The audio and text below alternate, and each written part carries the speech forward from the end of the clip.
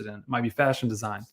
But design is the true definition of what it means to be a designer is to be a planner, and to be sort of a problem solver. And it gets confused a lot of times because of those visual elements that we use in the word design, like fashion design or graphic design, that we attribute it to art. And in fact, design is not always art. Design can also be artistic. It can have art included in the design. And sometimes designers create really cool things that are in themselves art. But the important thing here is to understand about design is that it's not art. And what it is it's an emotional exchange. It's a conversational exchange. It's some form of exchange. It might be information. So if you're walking down the street and you see a really powerful poster that's been plastered on the wall that, let's say, a designer or a marketing team made, and that poster could be giving you information, could be giving you information about an event. It could be giving you a powerful message about a cause that you should be in part of. Or it could be a product. It could be that it's marketing a product like Google Photos, but it's the design of it itself is about invoking emotion in you so that you connect those emotional responses you have to that brand. And so that's on the marketing side. But the point in this is that what it's not necessarily is art, right? And it is about solving problems. And those problems are sometimes communication problems. Sometimes it is physical space problems. So you think about airports, designing the wayfinding systems throughout an airport. Or it might be redesigning the user flow of an app or a website. And so we are using design to solve some type of problem. The problem might be with the growth of our business or our organization or an internal challenge we're having, or it might be that we're trying to solve a problem for a customer or a user or a citizen. And then lastly, design is about making impact. With art, you oftentimes have this sort of idea around let people interpret it how they will. And that is the beauty of art, is that it comes from the creative, the artist themselves, and the interpretation can be open-ended, vastly open-ended based on people's lived experiences. With design, the reason why it's not art in the end is we have constraints. And one of our constraints could be the physical canvas that we're designing in, like the size of a poster or a business card or a website. But the biggest constraint actually is that we have an objective that we try to meet with design because we are solving a problem. So I like to give that framework of design because I don't want people to come into design thinking that they have to be super creative necessarily in like a visual view, or that they have to be artistic, because a lot of times the word design and art gets kind of mixed together. And I'm checking out the comments, by the way. So if there's any questions as we go through this, like pop them in there and I'll try to answer them on the fly some. So the second thing I want to discuss is the relationship between problem and solution. And so if you think about, like, if you're a startup or a nonprofit, you might be identifying in like some type of pitch what the problem, what problem exists, maybe in the community or internally within the business. Maybe you're presenting to a CEO and saying, here's a problem we're dealing with, and these are the ways we want to solve it. But you're usually separating the problem and the solution in some way. And so when we focus on the problem, the simple way to start with identifying that problem is just like, what are you trying to solve? And the word I want to inject in here is like, what are you actually trying to solve? And not kind of letting the problem be a blanket statement. That can be a really easy trap to fall into. So a difference might be to say, hey, the company's losing money. Okay, yes, that is a problem. But what is the actual problem we're trying to solve? And the problem we're trying to solve might be something along the lines of, hey, the company is losing money, we think, because our users are using this way, and they're able to use this with Google Docs this way. And so they're not upgrading to their premium, which is where we actually make our money, right? So, okay, now we have a problem. We have like an actual, okay, how do we get users to utilize our premium features and see the benefit of using everything, inside our system, our product, our app, and not hodgepodging it and wasting time connecting it, manually to Google Docs in some way. Not saying that's the best technical example, but you get where I'm going, right? That's the problem we're trying to solve. And it can be really easy to, on the solution side, to just say, oh, well, the solution is our features, right? The reason why I have benefits so big is we really want to focus on benefits when we think about the solution, especially when we're dealing with human-centered design, because we are thinking about people. So because we're thinking about people, we want to focus on the human element. And humans love benefits more than features. And we'll kind of get to that.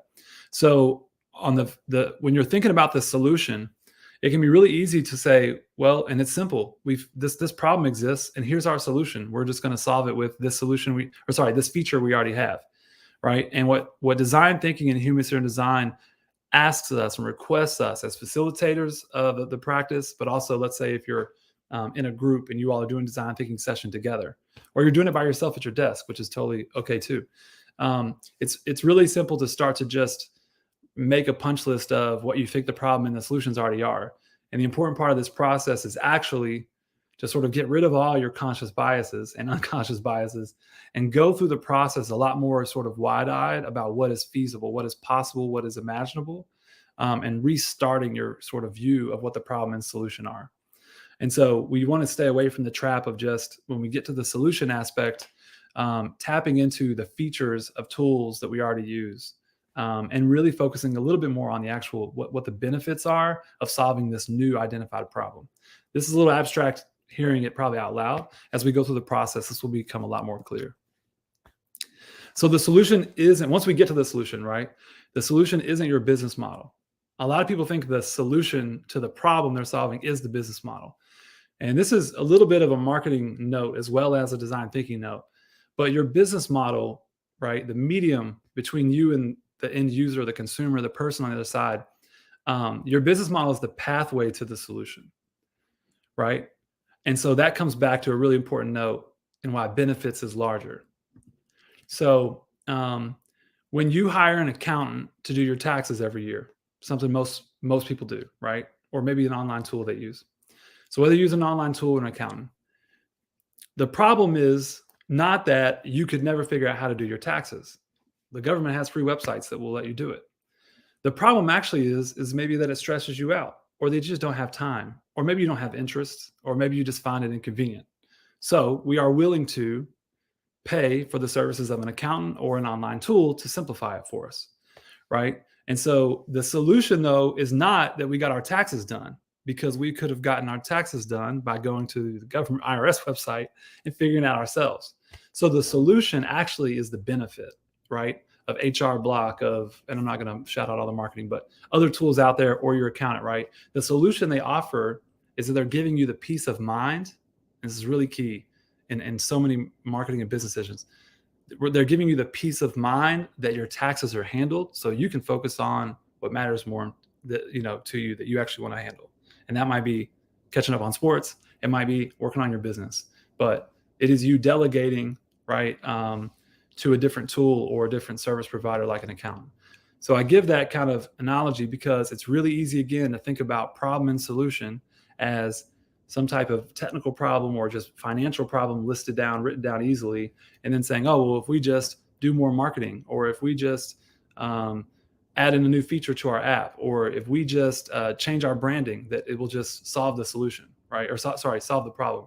But in fact, that is actually a little bit of a trap. Those things can help you grow the business for different reasons, but we really want to focus on a key problem, and then we want to focus on a solution that gets us to this sense of peace of mind for our end user, right? And again, our end user might be our internal team if we're solving an internal organizational problem. It might be a user on the other side of a website, which is a person, or an app, which is a person, or it could be an actual customer using our physical product or our service, right? So if I'm a government organization, I'm looking at citizens, daily, local citizens as my end users of the service I'm providing. So I want to focus on, how do I bring peace of mind to my citizens, my users, my people? And then, so as we look at the problems, right, as you start to define your problem, and again, we haven't got to really the process yet. So these are sort of like the pre-notes. I've sort of identified in my practice like 4 types of problems. And I think these things can help us make decisions down the road, or how we think about stuff. So, because everyone's businesses could be very different. So fully aspirational problem would be, hey, I'm going to launch like a really cool, purse line. Are you solving a problem for the world by launching a purse brand? Absolutely not. There's a million purses already out there. Okay. Maybe you're solving a price point problem. Maybe you are the designer brand maybe you will look like the designer brand and you'll market like a designer brand, but maybe you'll be half the cost. So maybe you're solving a cost problem in the marketplace. So the fully aspirational is more about how do you position yourself in the marketplace to be successful. And you're not necessarily solving necessarily like a true problem for the marketplace, right? There's plenty of purses out there, but maybe you're entering in and you're solving a specific demographics problem. It might be money. It might be, it could even be, for example, it could be cultural ownership. We might say, hey, there's no major purse brands owned by this type of person, or a person from this region, or a person who speaks this language, and I want to be the first. So you may not be solving a problem, but it's still very aspirational, and it's still a competitive edge in terms of how you market. The second is a very direct problem solver, right? So we think about Uber.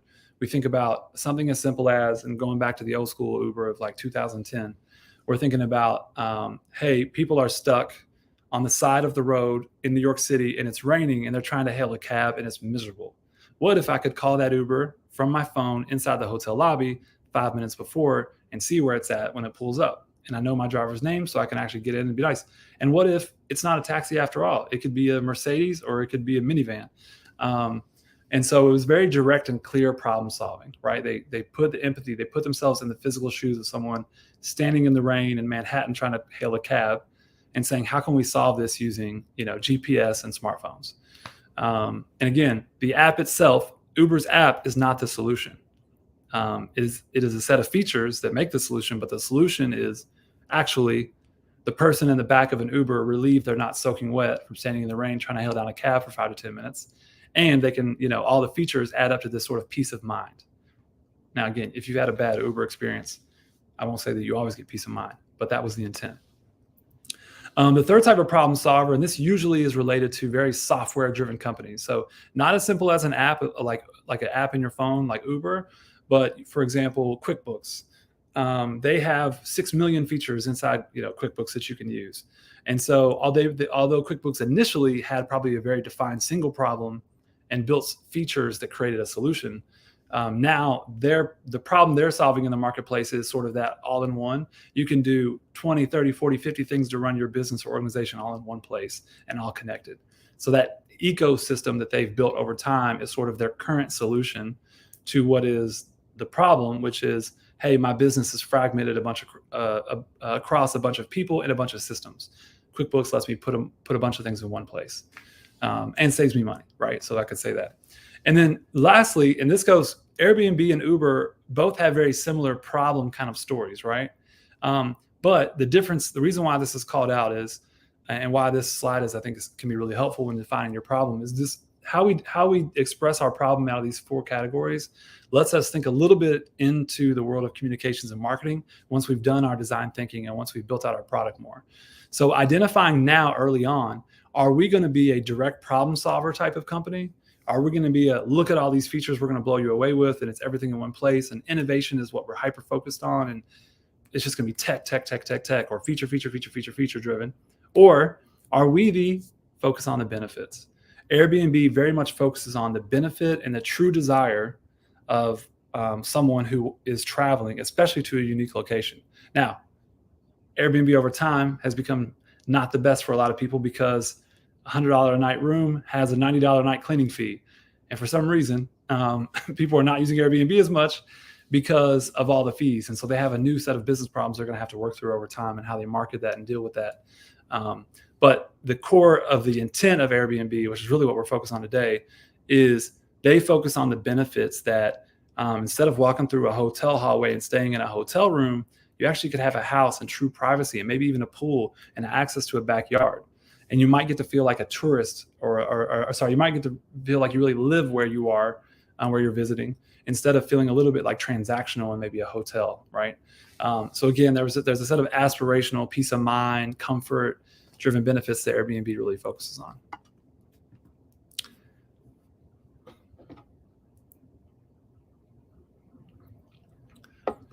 And I'm going to skip, let's see. Yeah, I'll do this. I think we got time. So I think, oh, that's weird. There we go. I think one of the important things to consider when entering into this process, especially if you're a key decision maker in your organization or maybe a strong voice on your team, is you really have to sort of like, if you've ever cleared your cookies, right? Cleared your cache on your browser. Like you really got to kind of clear your cache to go into this process. And you really have to be open-minded. And part of that comes down to being ready to pivot. So I always like to tell this story. This is like one of my favorite stories that kind of ties all of this together. Um, there was an entrepreneur in, I believe it was the 70s, whose I think wife and maybe daughter just could not handle. They had a mouse problem in the house, and they just were terrified at the idea of the mice getting killed with a piece of cheese on a little 50-cent trap. So they went and invented this ball that you could put the cheese in, open the little hatch, and while you're sleeping, the mouse crawls in, eats the cheese, the ball starts to roll, the hatch closes.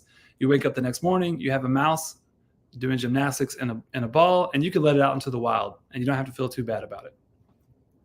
It's a great idea, right? So they launched this product, and it totally tanks in sales. Wasn't a price point problem, wasn't a feature problem, wasn't a benefit problem, right? But they just didn't have any market fit. There was zero product market fit on this specific product. So if they had had design thinking at that moment, they may have been able to get to this solution. But I'm going to kind of express to you what through consultants, working with consultants and sort of their methodology to solve problems back in the 70s came up with. They basically went the market research route. And what they found was that when they came back to the owners of the company, the family who started the company, it's really cool. They came back and said, hey, animal testing labs that are using mice to study, psychology and human animal behavior and stuff like that.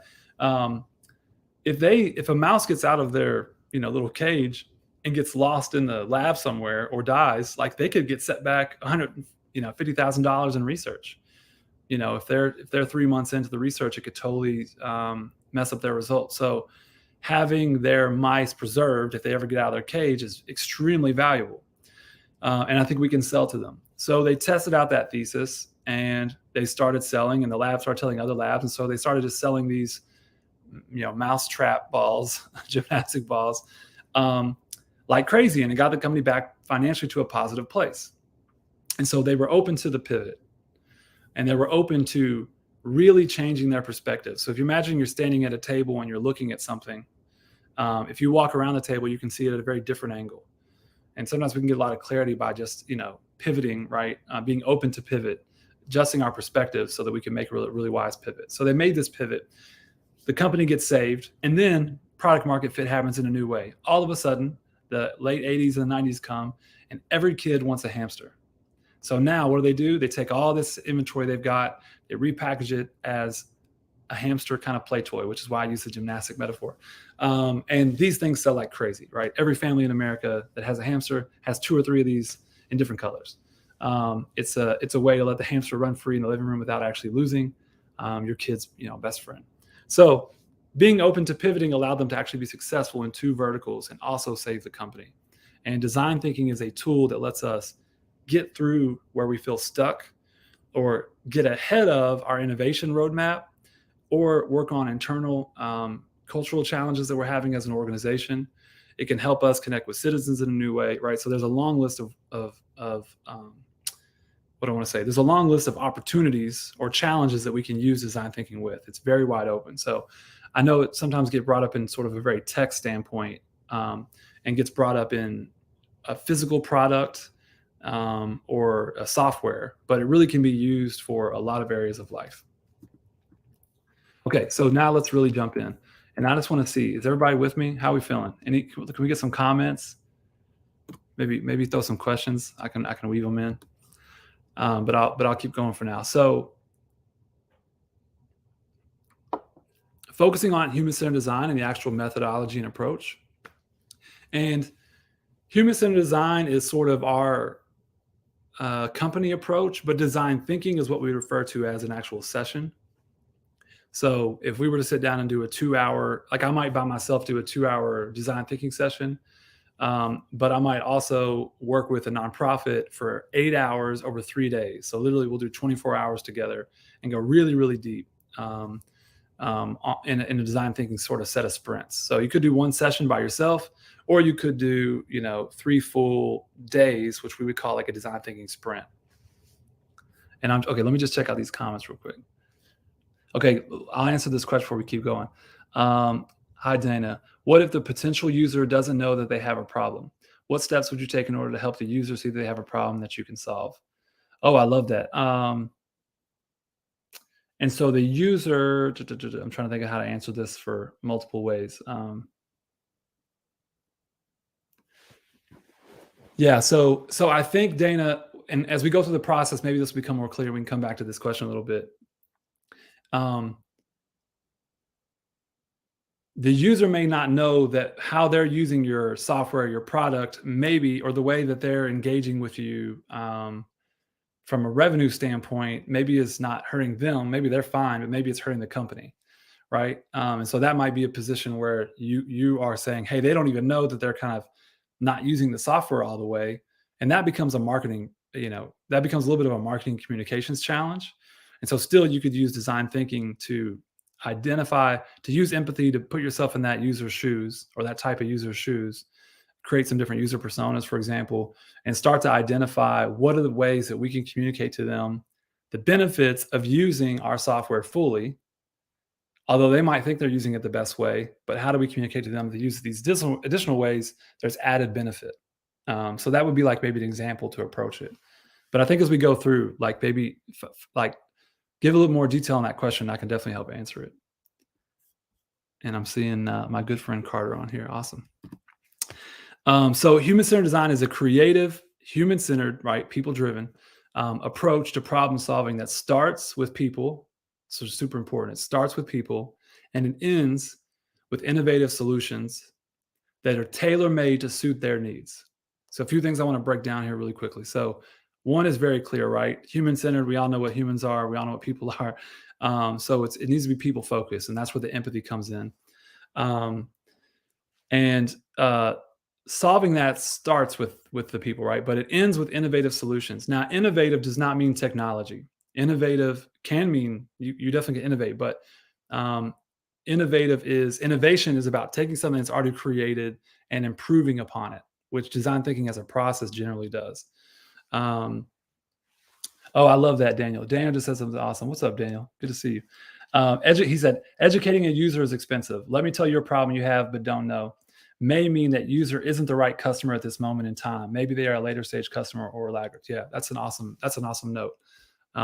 Absolutely. So going through the design thinking process might be a way to help you determine, hey, you know what? Let's not waste a ton of time marketing to this end user who's not fully tapped in to how to get the benefits yet. Let's focus on the people who can really get the most benefit and lock in that long-term, repeat customer. So innovative solutions, coming back here for a second, innovative solutions, we want to focus on the word innovative here and what innovation means. And so that is iterating on something that already is a solution, improving upon a solution. It does not always mean starting something from scratch. So when we call Steve Jobs an innovator, we don't call him the inventor of the computer or the inventor of technology, right? But what he did do was innovate. So if you think about how iPhone, when it came out, didn't have a keyboard on it as a phone, that is a form of innovation. He's not necessarily inventing the phone, but he is improving upon the phone experience with an innovative approach. And then the tailor-made, obviously, with a little double entendre with the word suit there, is about getting to the needs of people, right? And that goes back to that slide where I had features small and benefits big. So you're starting to see how the language matters a lot when we're going through this. And one of the major benefits of using design thinking individually or as a team in your organization is that it can bring a lot of uncertainty into focus. So I'll just stop here for a second because this is one of my favorite slides.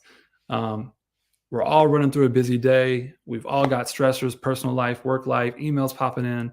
How do we sit down and find the time to solve a challenge in our organization? Could be culturally, could be with a product, could be with revenue. Do we do that frantically in between meetings? We can. We oftentimes do. One of the powers of design thinking is that because it is a methodology and because it is a process, it doesn't have to be long. It could be 1 hour, it could be 8 hours, is that it forces you to sit down and use a framework that sort of guides you naturally in a really simple way through your thoughts as a team. So you can get that clarity and that focus on what direction you need to go.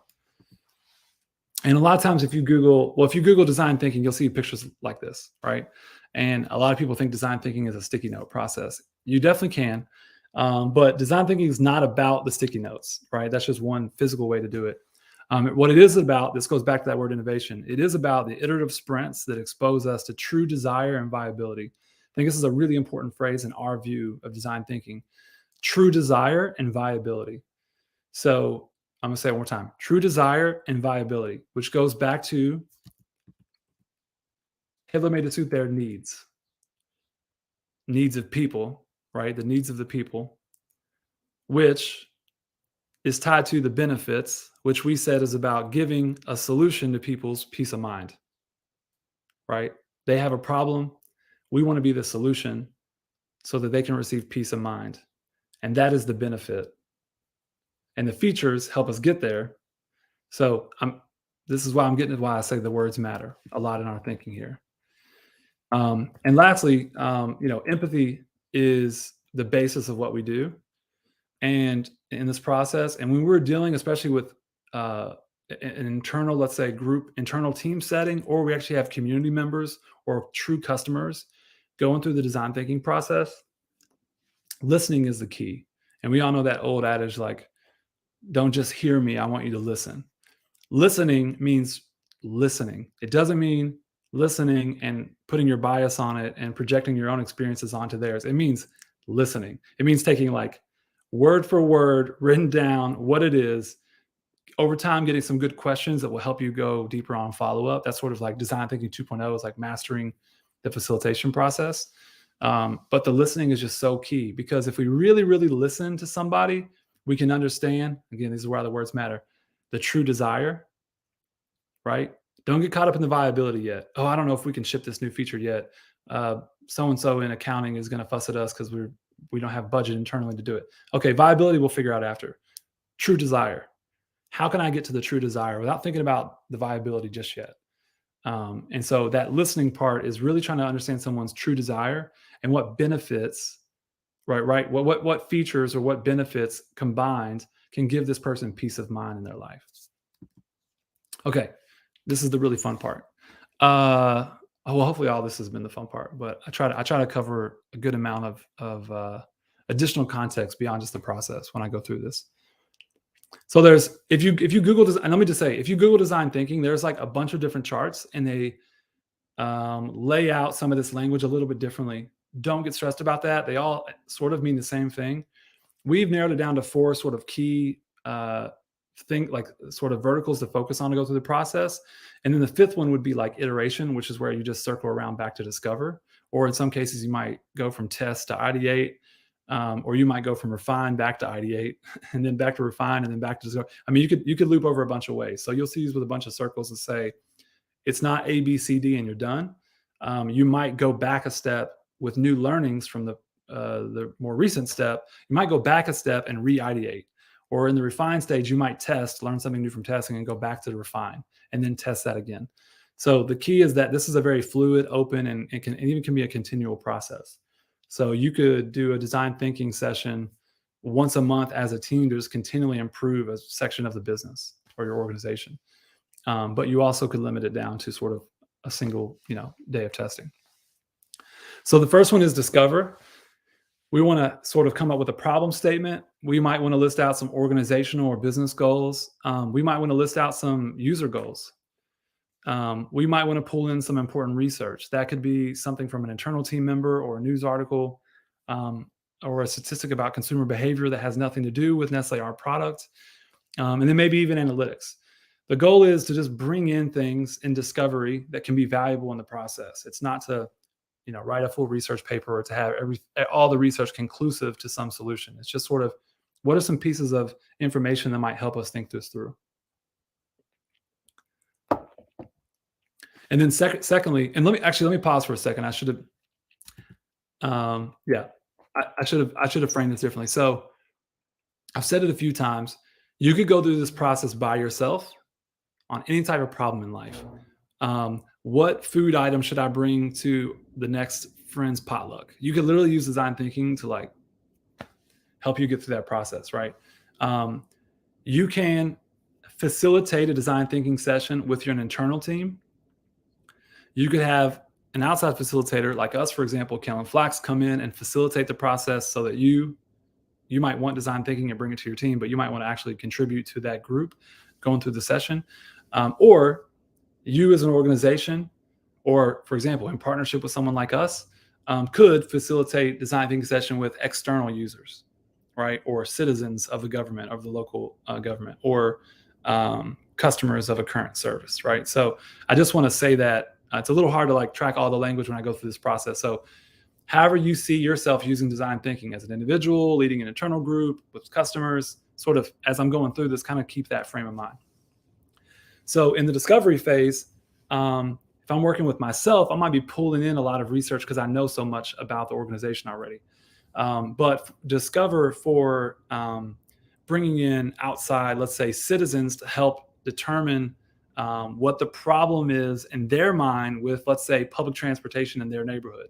So if that's what I'm trying to solve, then I'm actually going to have them work on the problem statement from their perspective, because I'm letting design thinking be almost like a focus group, become a learning view of how do my users of public transportation in this neighborhood of Louisville, how do they define the problem statement for themselves, right? Because we as, let's say, Tarik, the public transit, for anyone not in Louisville watching this, in order to solve their problem, we need actually them to define the problem. So it's not always that you come into design thinking with a problem statement pulled out. It really depends on the group and what the intent is. If it's an internal business thing, if the CEO of a small company says, hey, we're doing design thinking right now, we're going to meet Thursday, here's the problem statement I want us to go around, that's okay too. It's just been a pre-identified problem statement. But in discovery, you might adjust as a team and tweak that problem statement, right? So they may say, hey, we're not getting any sales from LinkedIn. LinkedIn is a problem for us. We're wasting time on it. Well, maybe the team says, well, actually, how we're using LinkedIn is a problem. So now we need to ideate how to use LinkedIn instead of just saying, how do we get rid of it? So as we go into ideate, right, that can be creative. That can be concept sketches, hand-drawn stuff. You can use stock photos to sort of storyboard what a problem, like sort of what almost if you were shooting a short film on the problem, finding some images to help express that. You could draw some user flows, of step one, person does this. Step two, they walk to this. They walk somewhere between 1 to 10 blocks. Step three, they stand on the corner and they check the app to see when the bus is coming. Step four, they check to see, they say, okay, the bus is coming. Let me look at the GPS and watch the bus. Then they get on the bus and they realize they don't have their card. And they go, how can I pay without my card? Can I use my phone at all? Okay, there's a new problem for us. Users who forget their card, they can't get to work. How can we, let users use their smartphones to pay for bus rides? Boom. We got a whole design thinking sprint done. So we want to sort of really visualize from an empathy standpoint, not what our solution is, right? But we really want to sort of ideate around what the experience of the problem is, right? And then when we get into refine, we're going to actually start to craft a solution. That could be wireframes of a website or app. It could be doodles of what the product could look like. It could be mock-ups that are more kind of creative and advertising or communications driven. Maybe we're solving a problem through communications, through messaging. So we could mock that up. What does that ad campaign or what does that marketing or communication look like? We could do physical product prototypes if we have more time. We could mood board. So that might be a set of visual things that help us identify sort of what the refined solution sort of collectively might look like. It might be like, hey, we need something that looks like Apple made it, but it actually needs to be a juice blender that's safer than this juice blender because this juice blender cuts people's fingers. Okay, boom, we got it. We got a mood board that expresses that. And so that's more of the solution piece where we're actually trying to create almost a way to express the solution. And then we're going to test it, right? So user testing might be saying, okay, hey, whole team, put your, we don't have customers we can actually talk to for this quick sprint. Everyone pretend you're a customer, visualize it. How would you look at this? And it's not going to be the most perfect view of empathy because we really want to actually hear from full users, but that's a way to kind of quickly at least move the conversation forward. So we do some type of user testing. It could also be emailing the wireframes out and asking customers a few leading questions, right, that really help them answer. Hey, when you looked at the mock-up of this new website, what was the first thing that drew your eye? Was there anything that was distracting? What's the one takeaway you get from this little snapshot of what the landing area of our new website could be, right? And let them communicate some of those things and give you some validation. And then through that, based on the responses, you'll gather observations, learnings. You can talk about those things as a group or as an individual, summarize them. And then you might need to say, hey, we're actually done with the sprint. We got a lot out of it. Now let's all get back to work on what the changes need to be, using this as a guide. Or you could go back to ideate and make some adjustments. Maybe in testing, you learn something new. So this is a really simple flow. It's fairly easy to memorize. It feels pretty natural once you see it. I feel like I have to over explain this for the sake of a webinar conversation, but really you could probably look at this and go, oh, this kind of makes a lot of sense to me. It feels very natural. And we can email this out, but these are just like a little bit more details around each of those. But I basically kind of spoke to those things. And then what's great about this is like this is us using our minds, right? And that maybe it's the calm of our minds if we're in the listening side, or if we're doing design thinking by ourselves, we're really changing our perspective and the view we look at the world, or we look at the product, or we look at the problem, and then we get to it, right? We get exactly to the heart of what the problem we've identified is, and we start to get the heart of the ideation and the solution that we think can bring that peace of mind to whoever our end user is. Again, it could be an internal team member, set of team members, it could be a customer. Okay, so and this is a good, like this, I know we just got about maybe 5 to 10 minutes left. So we'll just kind of quickly go through a really simple sort of product moment. So to go through these, right, we're going to take a business, for example, and I thought we'd have a little bit more time left. So I was going to ask in the chat for a product idea. Let me start with the one I've used before that has been a really good example, has been Warby Parker. So I think everyone probably knows Warby Parker. They're massive now, obviously. And you think of them as this sort of very hip, fashionable, semi-affordable, not cheap, but not necessarily designer prices, at least not all of them. And you can order online, and there's all this convenience and kind of tech aspect. They're the Airbnb, they're the Uber of prescription glasses. Okay, easy to frame them up now and who they are. Let's go back to when they didn't exist. Okay, so when we go back in this setting where design thinking can really help us create the future, is that, Warby Parker could have really went a totally different direction.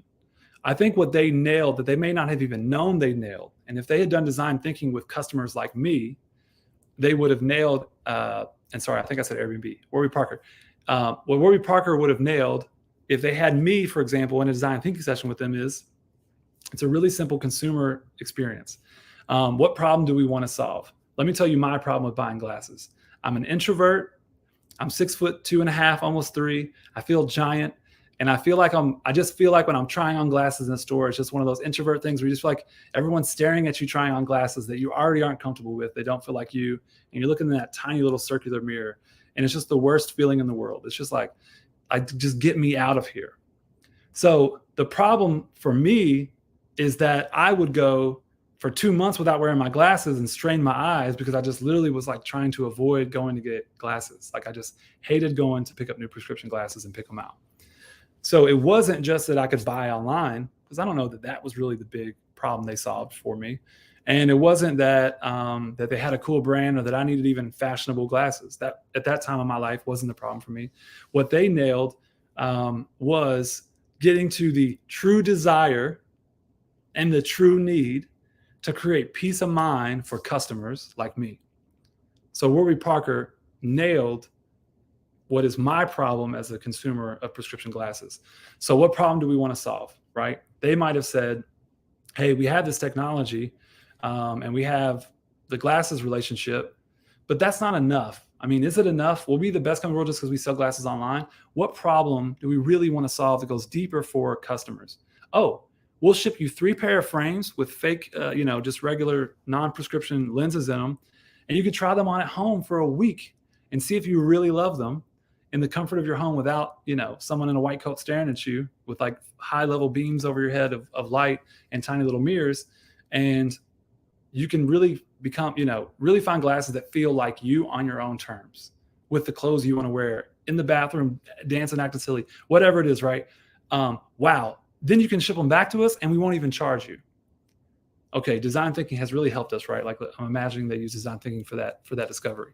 So that's the discover, is all that I just shared with you. If I had been a customer in a design thinking session with them, they would have gone through discovery to really listen to my perspective as a prescription glasses wearer and potential customer. What are the businesses and users' goals? Business wants to ship you, cut out the middleman and ship you semi-designer glasses at an affordable price through a website, which cuts out a lot of the middle ground cost in that industry. And my goals are, I want to pick out cool glasses that I really feel comfortable with without going to the store and having to deal with someone, a salesperson, over my back, staring at me in the little tiny mirror. Okay, got any research to help frame things? Maybe we can find some research to back that up as an area. So, okay, we've really nailed down sort of some of the items around our problem statement and business goals and user goals. So then in ideate, we might start to say, it might be ideation around marketing. Okay, hey, this seems like a good direction now that we've got that. How do we express to people really simply and really quickly the process? Oh, well, what if we use icons? What if we put 3 icons on the website? And you've seen this on a million websites, so please don't think this is a new idea. Hey, what if we put 3 simple icons that say, pick out the glasses you like. We ship them to your house. You have 7 days to try them on. Let's do 4 icons. You pick out, tell us which ones you like, and you ship them back for free. And you don't really have to do anything except tape the box and try on the glasses. And then we'll ship you them and we'll bill you and all that, right?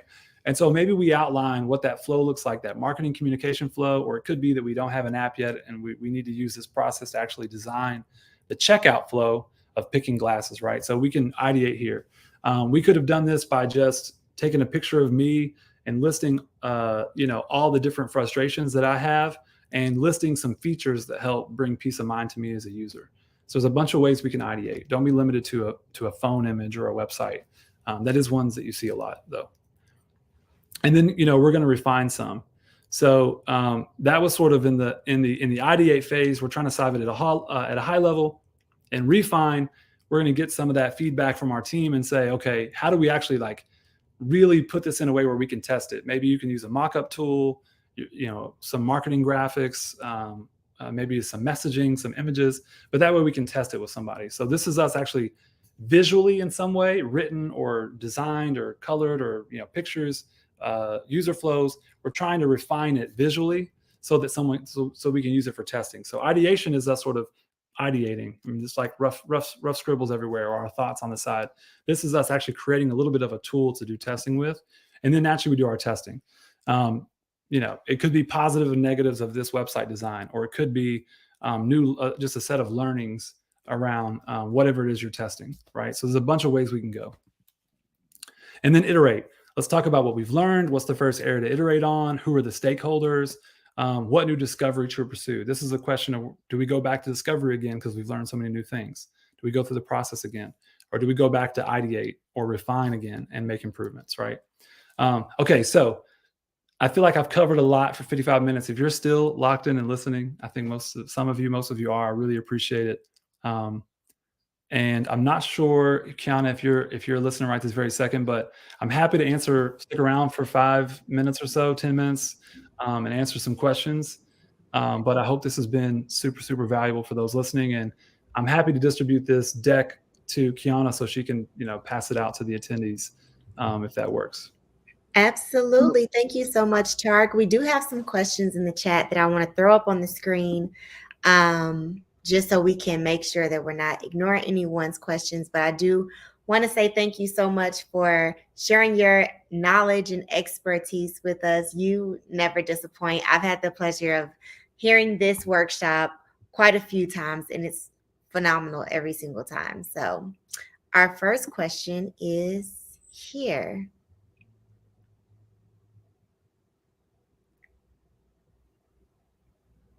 Okay, so I want to know how can we balance simplicity and complexity in a design process for a product service to better meet users' expectations for using it with varying levels of expertise other than getting interviews or one-on-one interaction. Let's see. There's so many little ways I could think to answer this that would take longer. I want to think of how to simplify. It's a great question. I think one of the keys to that complexity is to not try to solve all of the little micro problems in one design thinking session, but instead to sort of focus on one macro problem or even like a small connected bit of like micro problems, right? And do a shorter sprint. Maybe it's, with 5 customers and it's all in one day, and just try to use design thinking to solve that specific nuanced problem that is in a hierarchy of multiple problems. So you might have a big problem you're trying to solve that has 12 little micro problems that cause the big problem, and trying to focus on each of those one at a time or a few at a time might help with that complexity. But I think this is one of the awesome things about design thinking. And I meant to say this sort of going through the deck, but I didn't necessarily have the thought tied to a slide. When we talk about political campaigns, politics aside, just sort of the nuance of population shows up and votes for a president, right? Or a senator, or even if it's an internal like nonprofit board chair or something, right? Any type of voting system. We oftentimes are presented a few candidates, and we then have to sort of go through everything we desire from a political candidate and apply enough of what we like to the people in front of us. What design thinking does on the opposite side of that would say, we'd sit down with 100 voters from all over the country, diverse backgrounds, with a blank piece of paper and a pencil, and we'd say, draw who you think, like what you think a president should look and feel like, right? Now, if we do that, we might get some limitations around like hairstyle. Okay, is that really relevant? Not really, right? But if you think about it this way, is how many people, this goes into the political sort of psychology part, how many people are voting for people because of the way they look and carry themselves and don't actually know anything about policy, right? So then we start to go, okay, so now we need someone to deliver policies for, let's say, our party or our team who look and feel like this specific type of demeanor or the way they carry themselves, because that for some reason is more presidential to this person. Now, there's a whole bunch of biases in there, and that's a whole other topic. And I'd be happy to have that kind of bring me back. I'll bring in some of the more controversial talks, but I'm saying that to say, in what are we at now? 46 presidents, I think. I don't know. I'm going to embarrass myself. 40 something plus presidents we've had right now, right? And no one's ever been like, we should just ask people like what type of president they want before we put candidates in front of them, right? So design thinking is like the step ahead. And we really want to listen, which means we don't want to present the problems necessarily. We want to just sit back and say, tell me about your needs. Tell me about your desires, what benefits you're looking after. And if you can get those from us, we're going to listen. But if you can communicate those to us, we can, as the experts of our area of engineering, design, tech, business, finance, we can start to craft solutions that hopefully will bring you peace of mind. Okay, I think we got one more question. Very good. One more question here.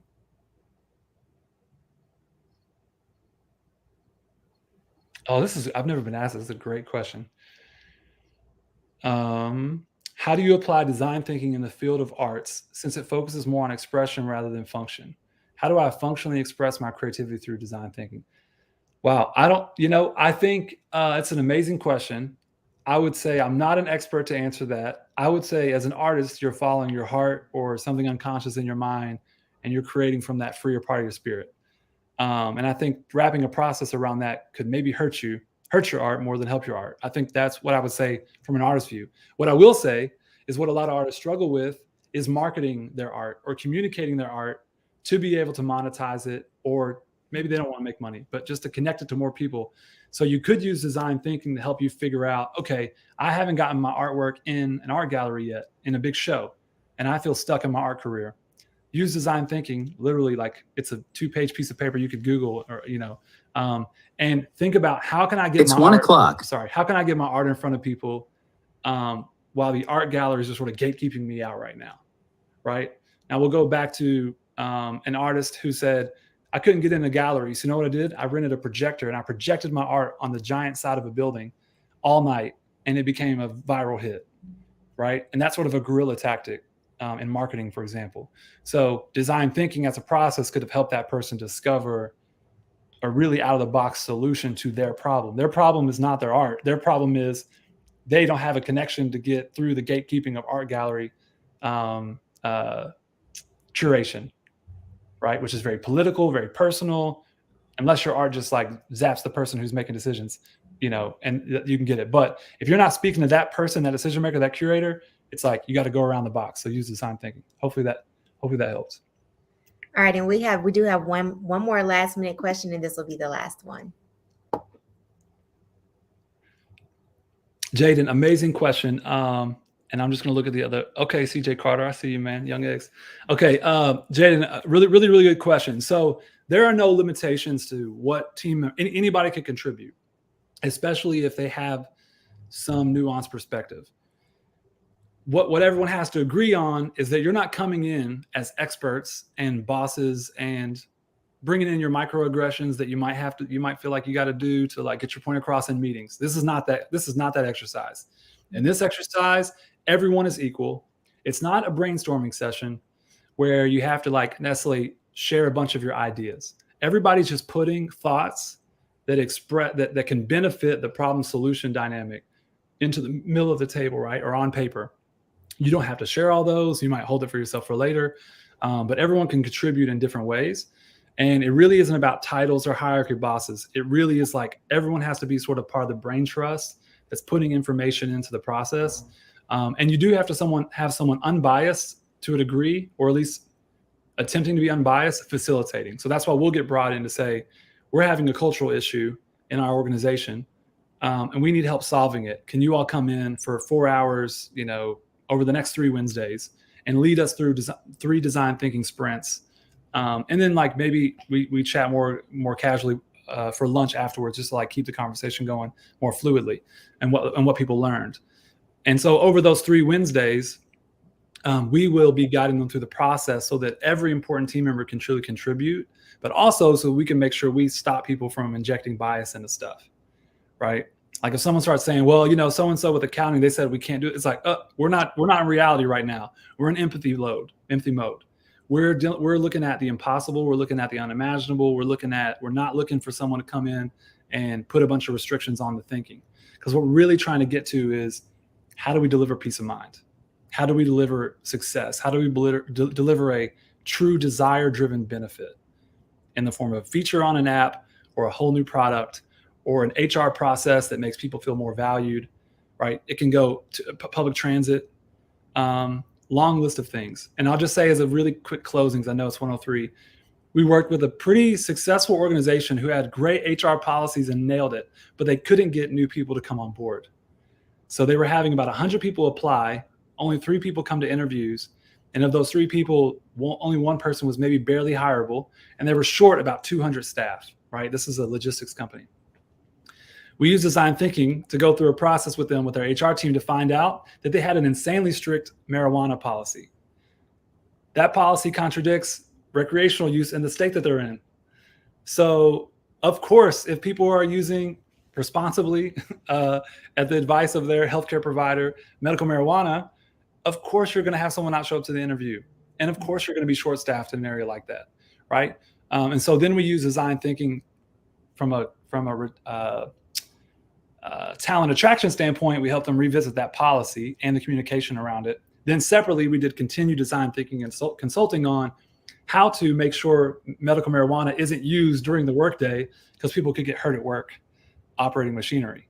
Those were 2 different problems that we were able to use design thinking to solve, but similar to one issue, which is, in an ever-changing world, medical marijuana is going to be new to a lot of companies, and they need to relook at their HR policies around it.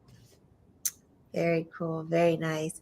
Well, thank you so much, Tarik, for all of your knowledge today. This has been fantastic. If you all want to continue to connect with Tarik, you can connect on LinkedIn at Tarik Nally, as well as kellenflax.com. Check them out and all the great things that they have going on.